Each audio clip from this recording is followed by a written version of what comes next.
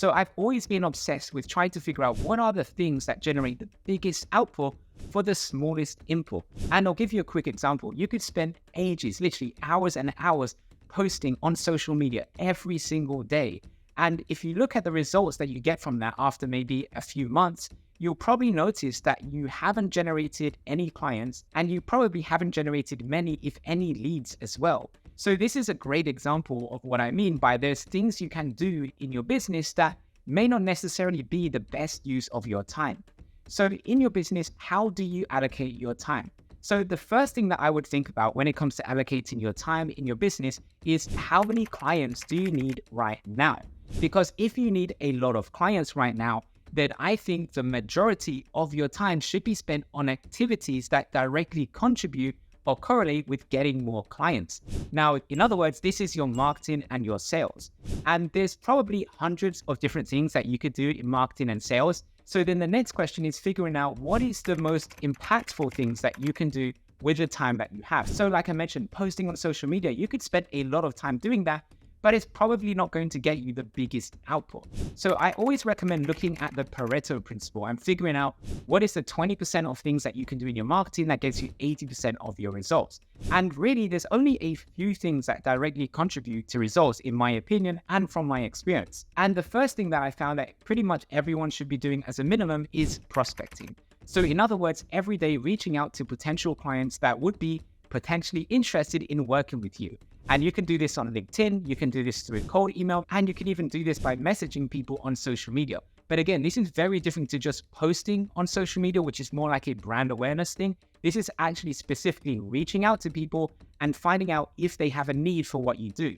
Now, with prospecting, there is a right way and a wrong way to do this. So you don't just want to message people asking if they want to schedule a call with you or just jumping straight to the sale. Because if you do that, you're probably not going to get the best results. You always need to provide value first up front, and then later on, you can always ask them if they want to schedule an appointment, or you can ask for the sale. So when it comes to prospecting, I recommend always leading with some sort of free content that you can provide them that solves a big problem that they have. So for example, in my business, I reach out to people and say, would you be interested in watching a video that explains how to get more leads and appointments predictably in your business every single month? And if people are interested in watching that video, they'll reply back with yes, and then I can send them a link to the video. And the great thing is that if they like what they hear in the video does all the setting for me. So not only do they get a lot of value from the video itself, but at the end of the video, I go through how working with me can help them get faster results versus doing it on their own. And then if they're interested in working with me, they can click on a link below the video to schedule a call. But this works really well because I'm leading with value. I'm actually giving them helpful content. And I've even had some people who haven't converted into a client, but they've told me that they've actually grown their business just from the free training that I give in the video. And then later on, they converted into a client just because I've already helped them so much with the free content. So I highly recommend always leading with value, and then the sale can come later on. But prospecting, or in other words, reaching out to potential clients every single day, should definitely be a strategy that you implement if you need more clients. Another one of my favorite channels to get leads and clients is with content marketing. So in other words, creating content like this video that you're watching now, or creating articles that you can post on your website that are designed to attract people that are searching for your services right now. Now, you can go really specific with these articles or with these videos that you record. And if you go really specific, your videos or your articles are probably going to get less views, but it will be easier to rank for those keywords. And in my experience, when you go really specific, the little bit of traffic that you do get does actually convert really well into clients because it's so specific about a problem that they have and how they can solve this problem. So creating really specific content is a great way to get more leads and clients. And I'd highly recommend doing that as another one of your marketing strategy. And then the question really becomes, how much time should you spend on those strategies? How much time should you spend prospecting? And how much time should you spend creating content? And the answer really just depends again on how many clients do you need in your business. If you don't have a lot of clients, then you should have time to be able to spend on these activities. But it's important not to get distracted and spend time on other things, other busy work that doesn't actually contribute to any business. So you really need to focus on the activities that are going to get you the best results from your marketing and your sales. Now, what if you already have a lot of clients, or maybe you're already getting some clients consistently and you don't really need a lot of clients? Does that mean that you shouldn't spend any time on your marketing and sales? Well, the answer is no, of course not. You need to still be spending time on your marketing and sales, because if you don't spend any time on marketing and sales, eventually what could happen is your pipeline could dry up. And then even though you're really busy now, maybe in 6 months or a year or even 2 years down the line, your pipeline dries up and then you need more clients. And now if you need more clients, you're going to have to start from the beginning in order to start getting clients and leads and appointments and things like that. So that's why I recommend that you always spend time on your marketing and sales, no matter how busy you are.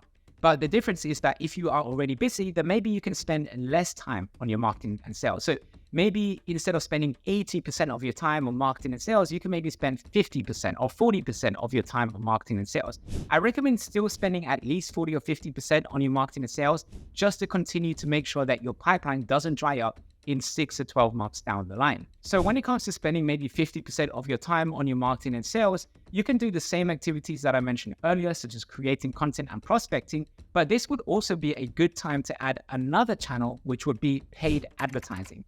And paid advertising is a really good platform because you're not trading your time to get clients, you're actually trading your money to get clients. And you can use the clients that you're already getting from the organic strategies like prospecting or content marketing. You can use some of the profit from those channels in order to invest into ads. And then with paid advertising, you can then start generating leads, appointments, and clients. And the best thing is most of it runs on autopilot once you have everything converting. So yeah, you may need to update the creative here and there depending on how soon you saturate your audience, but overall, it still takes way less time to manage compared to prospecting or creating content. So this is a really good platform in order to generate leads in a way that is very automated. As a bonus, all the work that you do with prospecting and your content marketing will actually help you get better results with your paid ads as well. And I've seen this all the time. The clients that get the best results with paid advertising are also doing the organic strategies such as prospecting or content marketing, because they both work together to help you get better results. So what might happen is someone may see an ad, but they may not convert straight away. But then it's your YouTube videos or your blogs that actually build up more trust and then get them to convert. Or the opposite could happen. Someone could find you on YouTube, or they could see one of your blogs and then they become a lead, but they don't convert yet. And then they see an ad, and then that again brings them back into your sales funnels so that it increases the chances that they convert. So there's a lot of ways that you can do this, but the point is you always need to be spending some of your time on your marketing and your sales. Now, if you're wondering what is the 20% of work that you need to do on these different marketing channels to get the 80% of the results, or in other words, what is the Pareto principle when it comes to your digital marketing, then I would recommend watching my free masterclass training. I'll include a link in the description below, and then pay attention to step 4 of that free training, because step 4 goes through what you can do with the Pareto principle when it comes to the different ways of marketing your business. And in that training, I also go through the strategy that we use in our own business and for our clients to help them get leads, appointments, and clients predictably every single month. So just click the link in the description if you'd like to watch that video, and I'll see you on the other side.